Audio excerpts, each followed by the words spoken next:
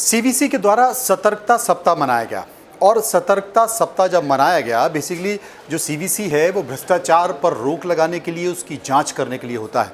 और उसने सतर्कता सप्ताह मनाया तो भ्रष्टाचार के खात्मे की बात हुई कि कैसे पारदर्शी बनाया जाए।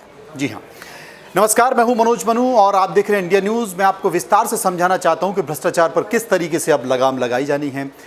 और मैं बात कर रहा हूं सतर्कता सप्ताह की। मैं इसलिए बात कर रहा हूं सतर्कता सप्ताह की क्योंकि सीवीसी में जब सतर्कता सप्ताह मनाया गया तो देश के प्रधानमंत्री नरेंद्र मोदी ने एक संकेत दिया।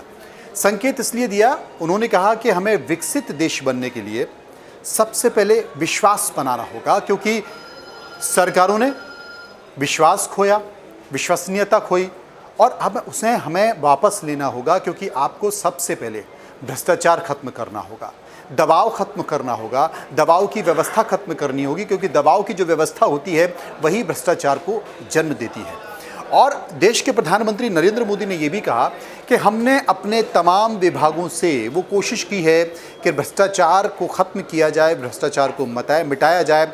और उन्होंने ये कहा कि तमाम जो ऐसे विभाग हैं उन विभागों की भी रैंकिंग इसी आधार पर तय हो, यानी कि जिस विभाग में भ्रष्टाचार के जितने लंबित मामले हैं वो नीचे हों और जिस विभाग में भ्रष्टाचार के मामले कम हों वो विभाग उस रैंकिंग के आधार पर ऊपर हो। और यही पैमाना है रैंकिंग का भी, पारदर्शिता की भी और आपका भी।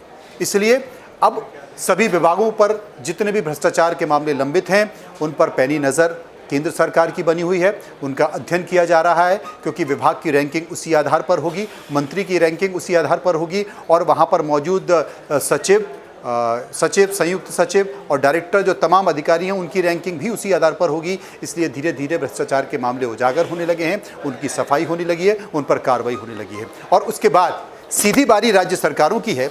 लेकिन ये बात तो कह दी गई है, बहुत सारे ऐसे मामले हैं भ्रष्टाचार के जो दिखाई देते हैं, जिनके पेपर हैं, जिनके सबूत हैं, लेकिन बावजूद इसके व्यवस्थाएं, सरकारें सुनती नहीं हैं, अनसुना कर देती हैं। धीरे धीरे हम उन तमाम भ्रष्टाचार के मामलों को सामने लेकर आएंगे और फिर पूछेंगे सरकार से कि ये क्या है।